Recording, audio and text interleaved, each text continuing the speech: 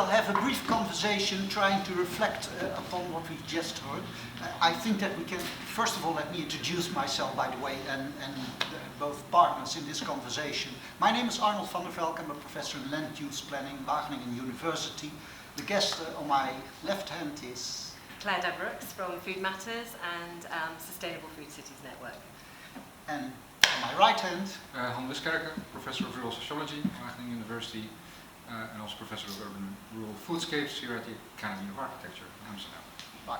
And I think that I can speak on behalf of all three of us that we are impressed by the way that the compact format which was presented to us in the analysis of the 5 processes we've seen so far. So, now my idea is that we should try to distill some general lessons, some conclusions, some frames which have a general value. And I would like to ask Clare, does the results of the presentation, does it conform to your image of policy, of food policy? Absolutely. I think one thing, just looking at the images, is the complexity of the terrain and both the supportive and non-supportive policy mechanisms that exist in this terrain. Another thing that I found ran through several of the projects was that policy can often depend on individuals, individuals either interpreting it in a way that they want to, which could be negative or positive, or because if they're supportive, they will manipulate the policy to support the project, which is fine as long as that person's around. But then if the person isn't there and you're back to basics without that support. So there's a very mixed and complex picture, an erratic picture, a helpful picture sometimes, and an unhelpful picture, which is exactly my perception of the policy terrain. What particularly could be unhelpful to start with? Well, I think from my perspective and the way we work and the project I'm working on, we really have to go back a step upstream and look in a more holistic and integrated way at having a food policy, a general food policy in our cities or communities or places that not only is supportive of urban agriculture, which we're talking here about today, but also other components of our food system. And by having that integrated upstream food policy, which involves all the stakeholders in the food system in the development and delivery of that food policy, one is creating an environment, an atmosphere where food is valued, where good policy can be made, and that the people who are making the policy are working with the practitioners who ultimately have to deliver or are delivering the projects that we've seen today, all the individual bits of work. And I think that's why we're getting inconsistencies, erratic policies, some helpful, some not, some dependent on individual interpretations. We can have a framework, reframe our food policy in a way that is supportive of the work that we're trying to do, then it'll be a lot easier. Which, by the way, brings me to a question to my other guest. I'm not speaking Chinese, I think, Han, if I'm telling you that, at least from my perspective as a planner, the word policy easily creates confusion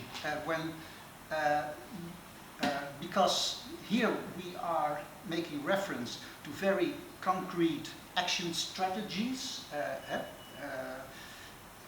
persons and organizations who get into a specific strategy, whereas when things get more complex, which, for example, happens when, like Clare was already making reference to it, when we look at the regional level, or when we look at what's happening at national food policies, then we get into the complex systems, and we might find that it's not very helpful, even if we combine 1,000 cases. It might not be very helpful in understanding actually what's happening here. Do you have any clues as to where to look then, or what kind of tools we could develop in those more complex systems. Yeah. Well, I mean, it sounds very familiar. The sort of the increasing complexity once you sort of leave the concrete project level and start to look at the level of a city region, or even at national level. One of the projects I've been working on coordinating was called Food Links, which we looked at ways to enhance sustainable food production and consumption, and it was a collaboration between researchers, policymakers from sort of local, municipal and regional governments, and also civil society organizations from, if I remember well, 10 different European countries. So if you don't want to sort of grasp the total complexity, it becomes a combination of Chinese and other languages to really understand one another. But what we did was actually sort of develop, also through that project, a sort of toolbox of how to actually work together across disciplines, across sort of professional fields, and across countries. And one of the things we decided to do was to sort of set up and establish communities of practice, so in which we were actually sort of sharing and discussing our everyday practices as a researcher, looking at, for instance, the topic of urban food policy as a civil servant or a politician trying to make or contribute to food policy making, or a civil society organization working in that field. And one of the things we started with was to actually set up a sort of learning spiral that we actually called, in which we said, well, you can actually sort of distinguish different phases. One is to sort of scoping, so actually get an understanding of what is out there, and then sort of envision what the future could look like, and exchanging experiences with sort of different scenarios, which may also then lead into you could say a new cycle of again envisioning, but a bit more concrete, and learning and also reflecting on that. And I need to, because I don't know it all by heart, but one of the things we said, what is very important when working in these communities of practice, where you have the practitioners, the civil society organizations, researchers, policymakers working together, is that within such a community of practice, the first important thing is to negotiate a sort of shared domain. And so what are we going to talk about? What are the issues that we really care about, that we value, and what is the kind of sort of influence, the change that we want to achieve? And when you have a community of practice with different kinds of people, it's also very good to have an understanding of what are the qualities and capacities of each person in there. And so what can you actually contribute, what role do you play in that community of practice? But also, how do we facilitate interaction? And the original idea of a community of practice was that people also in a particular place, a geographical place, were actually interacting and collaborating. And in this project, it was a combination of face-to-face meetings when we actually met as a project team, but keeping that interaction ongoing when you were at a distance. So we've been also developing all sorts of online tools with webinars, with making videos, a whole range of things to actually experiment with sort of this online community of practice. And finally, to develop some kind of shared practice over time, to actually work with the tools and the instrument that each one feels comfortable with. The difficult thing for us was to really get policymakers involved, and really the people that could also make a difference and really influence policy making. Here I would like to ask a final question, as far as I'm concerned, to my other neighbor. Does it ring a bell? And can you specifically focus it on the politician's role? Yeah. I mean, the process that Hans has outlined, that you went through, is the process almost exactly. However, with caveats that we undertake in the cities in which we're working, and we encourage cities or communities to go through, so that identifying of a common vision, that then identifying what we refer to as a food strategy or an action plan, how to deliver the vision.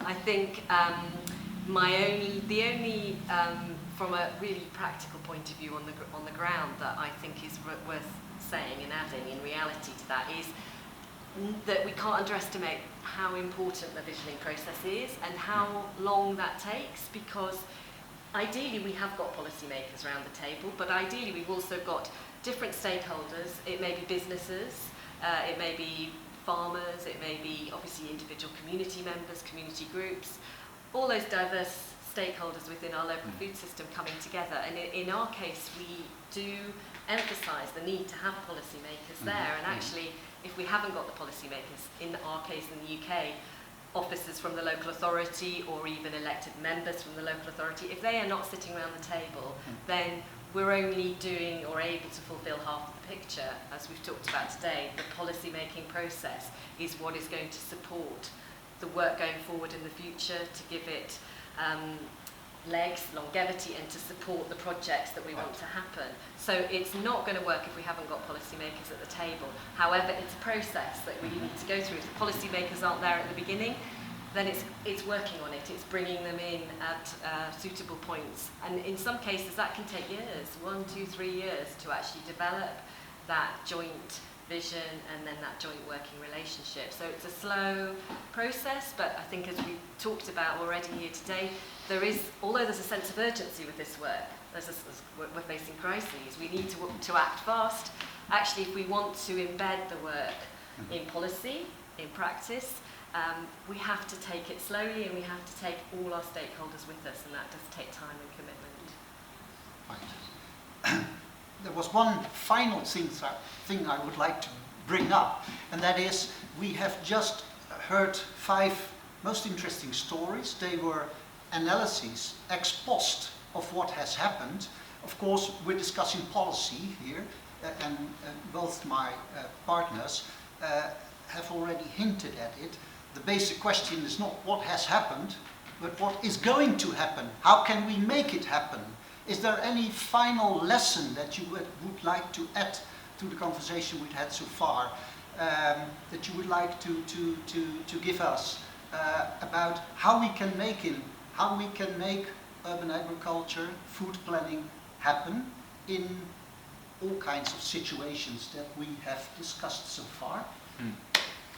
Yeah, I mean, if I really know the answer, I would be doing something differently, I guess. But I think one of the tricks is always there are sort of 2 things. I think that what was mentioned is sort of this time horizon. On the one hand, there's this long time that is needed for making this vision, but at the same time, people have certain short-term objectives, because as policymakers they may be up for elections in 2 or 3 years and want to achieve something tangible that they can show.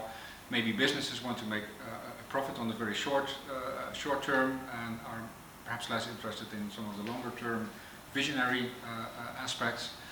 At the same time, we've also seen that for something to become effective, you need a sort of well-aligned network of expertise, of ideas, of visions on that, but without it becoming too sort of narrowly focused. I mean, if certain circumstances change, it is also important to have this possibility of again sort of opening the window of opportunities to sort of develop your project in a different direction, or maybe if at a certain moment in time an urban agriculture project has started because it's important to keep part of the city open and green, that maybe in 2 or 3 years' time the objective of public health or youth education or biodiversity or mitigating climate change becomes important, and it's also very important to take on board these sort of new opportunities that may arise. So there's always, I think, this difficult relationship between being effective,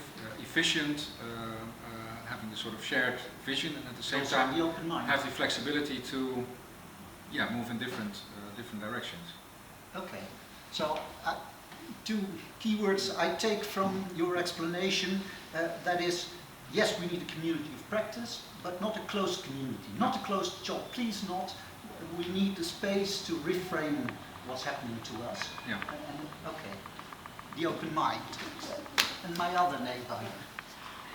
Well, from my point of view, I spend a lot of my time thinking about the bigger picture and the policy implications, but at the end of the day it's also just about getting on and doing it, and I think we've seen projects today that are just getting on and doing it, and by getting on and doing it within our community practice, within with our other stakeholders, we're able to show that I think it's important to demonstrate the value, and maybe that's not what we're so good at, because a lot of the time we're just trying to get on and do it, we're trying to get on and grow and produce food, but we do need opportunities like this to step back and show the value to not only the usual suspects perhaps, but to other stakeholders and partners in this process, the policymakers. And it's finding the policymakers, like perhaps in this case, and we heard it today with some of the examples, the public health sector, who can recognise the value of urban agriculture to, meet public health objectives. It's sort of finding the allies, and again that came through in some of these examples, to find those allies. So to do the work, to just carry on and do it, but to at the same time make the arguments all the time as why this is important, and just keep on doing that. Okay, thank you very much, and thank you for your attention.